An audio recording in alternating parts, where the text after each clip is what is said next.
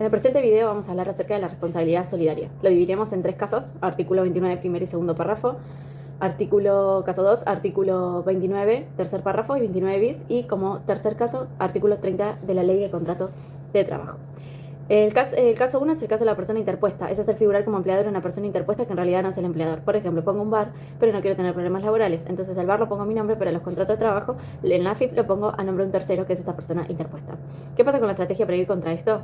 El artículo 29 de la Ley de Contrato de Trabajo nos ayuda. ¿Quién es el empleador? El que realiza la prestación. ¿Quién es el trabajador? El que presta servicios. Y el tercero es esta persona interpuesta a quien se le ponen a nombre los contratos de trabajo. Entonces el empleador es el que se lleva, el que administró el comercio, su nombre, el que da las órdenes, el que se lleva el dinero propio del establecimiento.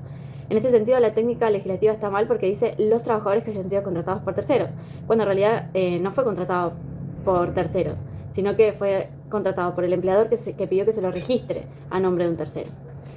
En este sentido nos vamos a referir al Código Civil y Comercial de la Nación, en el artículo 827, que nos habla acerca de las obligaciones solidarias y nos dice que hay obligación solidaria y se le puede reclamar todo a cualquiera de las partes, y después entre la persona interpuesta y el empleador van a determinar quién debe pagar.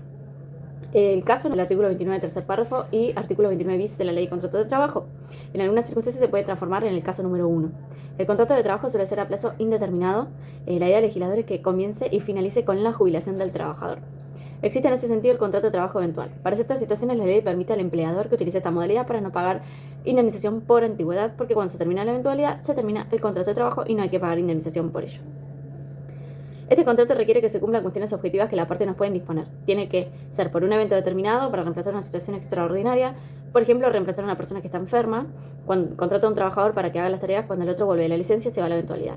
La ley es tan estricta en este sentido que si ese trabajador que realiza el reemplazo de la persona que está enferma se queda un día más de lo pactado, se transforma en un contrato a plazo indeterminado. Lo mismo para realizar una obra extraordinaria en un establecimiento o en un hogar, por ejemplo, para pintar.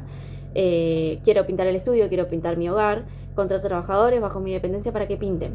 Modalidad eventual porque es para esta obra, es decir, se termina esta obra y se termina la eventualidad, se termina el contrato de trabajo, y para ello no voy a pagar indemnización por antigüedad. Generalmente se utilizan para los mozos, camareros y para los eventos. Nos vamos a referir ahora a las empresas de servicios eventuales. ¿Qué son? Son personas jurídicas que el único objeto que tienen permitido es mandar personas que trabajan en empresas usuarias a hacer tareas de modalidad eventual. Tienen trabajadores a disposición y que cuando requiere una usuaria lo mandan a hacer esa tarea eventual, y cuando terminan vuelven a la empresa de servicios eventuales.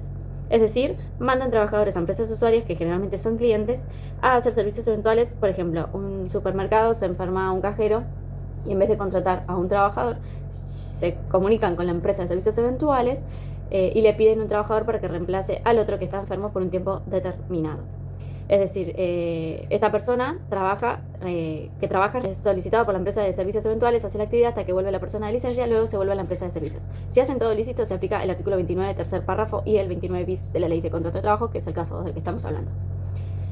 Entonces, el caso número 1, artículo 29, primer y segundo párrafo, nos habla acerca de que hay una persona interpuesta y el empleador no registró el contrato de trabajo. En el caso que acabamos de mencionar, el empleador es la empresa de servicios eventuales, pero ya dijimos que lo único que pueden hacer estas empresas es liberar trabajadores que hacen actividades eventuales. Entonces, si esa tarea no es eventual, este caso 2 se vuelve un caso 1, porque la empresa de servicios eventuales no puede ser empleador de un trabajador que no hace una tarea eventual. Se transforma en una persona interpuesta que registra el contrato cuando el empleador es el usuario. Se observa así que una empresa de servicios eventuales que manda a un trabajador a un usuario, si la actividad no es eventual, esa situación va a ser fraude, y la empresa de servicios eventuales se va a transformar en una persona interpuesta. Y aquí el empleador es el usuario, y el contrato de trabajo va a estar sin registrar, porque el registro de la empresa de servicios eventuales es inválido y nulo, porque no puedes tener trabajadores que no hacen servicios eventuales. Bueno, nos vamos a referir ahora al caso número 3, que es el artículo 30 de la Ley de Contrato de Trabajo. En esta parte se refiere a la tercerización y subcontratación, en donde quien vende un producto terceriza su contrato a un montón de cuestiones. Y el artículo 30 se pregunta si hay responsabilidad de los que subcontratan. Cuando se trata de responsabilidad solidaria, en la práctica, es para generar una especie de colchón para el trabajador para el caso que el empleador no cumpla. Si el empleador no cumple, aparece el solidario. Es decir, el empleador, que es un subcontratado, por ejemplo, un supermercado contrata una empresa de seguridad. El empleador es la empresa de seguridad. Ese empleador firma con el supermercado de que no se hace cargo con respecto a la empresa de seguridad, por lo tanto la empresa de seguridad siempre se va a tratar de responder por sus obligaciones. Pero, ¿qué pasa cuando la empresa de seguridad se hace insolvente?